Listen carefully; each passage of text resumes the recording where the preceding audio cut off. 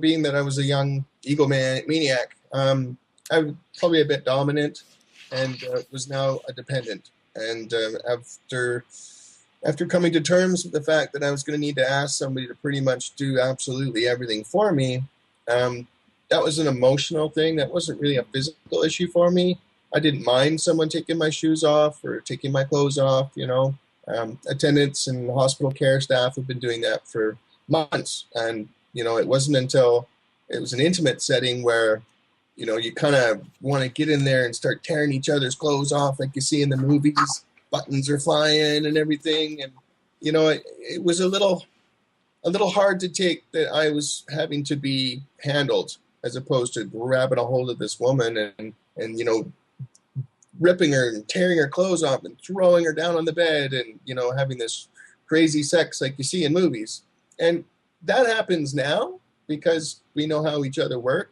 And she has no problem grabbing me and throwing me right on the bed or the couch or knocking you off your chair or knocking me out of my chair. Yeah, to get what we want. And that's not an issue at all. But originally, yeah, I did feel like the dominating role was kind of taken away. And that was an emotional thing to deal with. It wasn't really a physical problem, but it was definitely something I had to deal with emotionally. But it really comes down to the partner and how your partner kind of perceives you. As long as they're not belittling you, like, oh, I have to take your shoes off, that can be a little bit mean. And if you're with somebody who really cares about you, they won't be like that. When they care about you, you're going to feel that, and they're going to know how you want to be treated. And I think you'll find a really happy ends to that, just by being open, have the conversation. Dating somebody for the first time and having to divulge all of the things that go into what a quadriplegic or somebody with SCI deals with, your bowel, your bladder, wheeling, sex, does it work? That's the first question that everybody asks.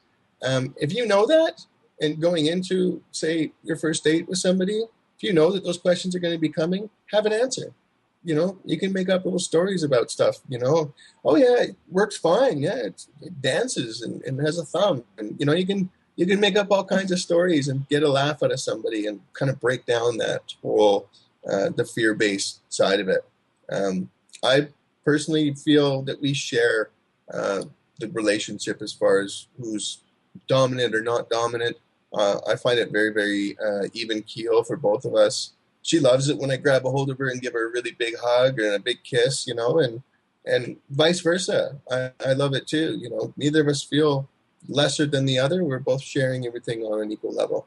And I hope that's true anyway. She'll tell you. I mean, there's an awful lot that's new when it comes to someone in a wheelchair. And I think having his attendants here in the morning, sometimes we have to work around that. If we've had a late night and we want to sleep in the morning, they just need to know, for instance, not to come in right away.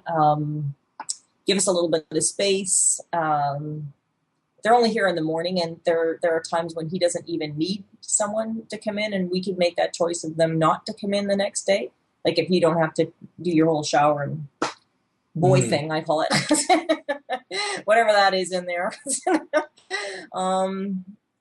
Yeah, I mean, it's our roles are obviously different than maybe someone who can get up and run around, and it's not like we can wake up in the morning and say, well, let's go for a hike or let's go for a jog. Going for a hike or a walk is still possible. He just needs to, like he called it, his power chair, his running shoes. So he gets in his running shoes and we go for a walk with the dogs, and we found, he knows, he's more familiar with Nanaimo than I am, but he's got a lot of park areas that we take the dogs for walks, and they're flat and wheelchair accessible, and I'm happy with that. I'm a very physical person. I've been working out ever since I was 18.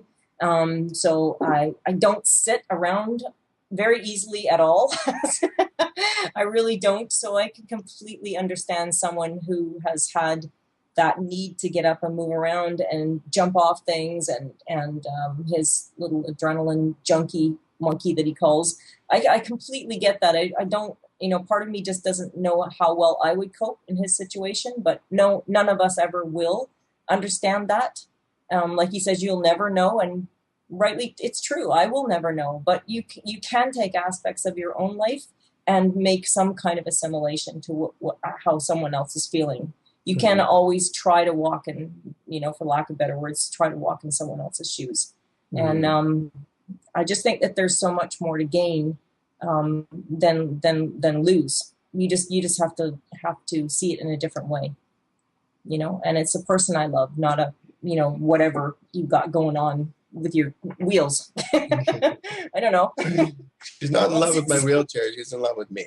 And it doesn't really matter, what shoes she's got on, and it doesn't really matter what chair I'm in. No. From a power to a manual, she still loves me, and I'm still me. It did take a little bit of rediscovery after my injury to redefine who I think I am. I used to think I was a six-pack and some muscles, and ran around kind of jockeying like that. That's not a person.